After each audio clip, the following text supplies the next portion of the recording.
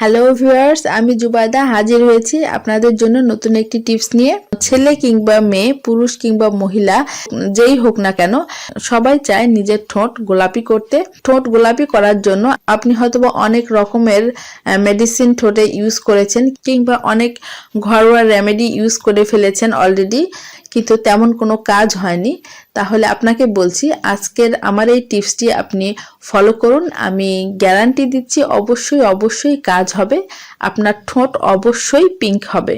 তো টিপসটি দেওয়ার পূর্বে আপনাদের কাছে রিকোয়েস্ট, যারা আমার চ্যানেলে নতুন অর্থাৎ প্রথমবার এই চ্যানেলের ভিডিও দেখছেন, তারা নিচে লাল বাটনে যে সাবস্ক্রাইব কথাটা লেখা রয়েছে সেখানে ক্লিক করে চ্যানেলটিতে সাবস্ক্রাইব করুন, আর পাশের বেল চিহ্ন অন করে দিয়ে অল বাটনে ক্লিক করতে ভুলবেন না।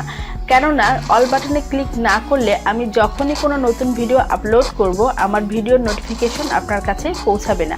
আর ভিডিওটি অবশ্যই শেষ পর্যন্ত দেখুন, কারণ ভিডিও শেষ পর্যন্ত না দেখলে হয়তো আপনি অনেক ইম্পর্টেন্ট কিছু মিস করে যাবেন। তাহলে আর দেরি নয়, আসুন আপনার ঠোঁট কিভাবে গোলাপি করবেন সেই টিপসটি জেনে নিই।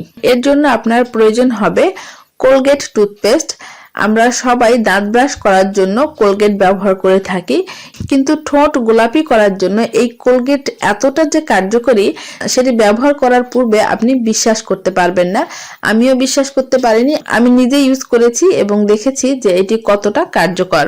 তো এই কোলগেট আপনি কিভাবে ব্যবহার করবেন সেটি জানিয়ে দিই। প্রথমে আপনার হাতে একটু কোলগেট টুথপেস্ট নিয়ে আপনি ঠোঁটের উপর হালকা ভাবে লাগিয়ে নেবেন সম্পূর্ণ ঠোঁটে। এরপর একটি পরিষ্কার টুথব্রাশ নিয়ে তার মাথায় কোলগেট লাগিয়ে নেবেন। আর টুথব্রাশটি অবশ্যই যেন সফট হয়, কোনোভাবেই শক্ত টুথব্রাশ ব্যবহার করা যাবে না, কারণ আপনার ঠোঁট খুবই সফট এবং চামড়া খুব পাতলা হয়ে থাকে। তাই এখানে যদি আপনি কোনো হার্ড ব্রাশ ইউজ করেন, আপনার ঠোঁট ক্ষতিগ্রস্ত হবে। এজন্য অবশ্যই সফট ব্রাশ ব্যবহার করতে হবে। এই সফট ব্রাশের মাথায় একটু টুথপেস্ট লাগিয়ে নিয়ে আপনি আপনার ঠোঁটের উপর হালকা ভাবে ব্রাশ করবেন। জোরালো ভাবে নয়, অবশ্যই হালকা ভাবে আপনার ঠোঁট আপনি 2 মিনিট ব্রাশ করবেন। 2 মিনিটই অনেক বেশি সময়, এর থেকে বেশি ব্রাশ করার প্রয়োজন নেই। হালকা ভাবে আপনি আপনার ঠোঁট 2 মিনিট ব্রাশ করার পর পানি দিয়ে ধুয়ে ফেলবেন। আর এতেই দেখতে পাবেন কেমন ম্যাজিক হয়ে যায়। একবার ব্যবহারেই আপনার ঠোঁট পূর্বের তুলনায় অনেক বেশি পিঙ্ক হয়ে যাবে।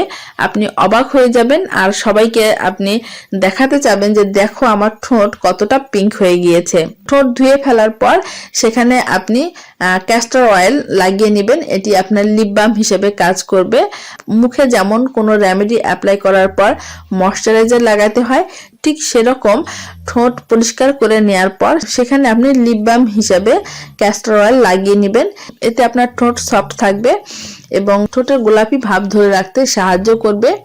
আপনি কোলগেটের সাহায্যে ব্রাশ করার ফলে ঠোঁটের যে মৃত কোষগুলো রয়েছে, মৃত চামড়াগুলো রয়েছে, এগুলো উঠে গিয়ে আপনার ঠোঁট পরিষ্কার হবে, আগের থেকে অনেক বেশি সফট হবে এবং অবশ্যই গোলাপি হবে। তো এই টিপসটি আপনারা অবশ্যই অ্যাপ্লাই করে দেখবেন, এটি অত্যন্ত কার্যকর।